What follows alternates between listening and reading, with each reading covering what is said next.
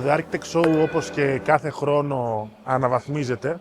Φέτος έχει δείξει με τους χώρους στους οποίους έχουν επιμεληθεί αρχιτέκτονες και artist director ότι δίνουν ιδιαίτερη έμφαση στους διοργανωτές προκειμένου η παρουσίαση των προϊόντων τους να είναι πιο στοχευμένη. Από εκεί και πέρα, όπως είπα και πριν, κάθε χρόνο η Architect Show εμφανίζεται όλο και πιο αναβαθμισμένη και αυτό είναι πολύ έντονο φέτος. Η Zoomtobel, όπως γνωρίζουμε, έχει τεράστια τεχνογνωσία σε φωτισμό μουσείων και γκαλερί. Η συγκεκριμένη προσέγγιση που ήρθε κατευθείαν από τον artist director ήταν ότι less is more. Αισίως η Zoomtobel, κλείνοντας ένα χρόνο στην ελληνική αγορά, επέλεξε τη φετινή Architect Show για να κάνει ακόμη πιο ισχυρή την παρουσία της και να έρθει ακόμη πιο κοντά στους lighting designers και τους αρχιτέκτονες της Ελλάδας.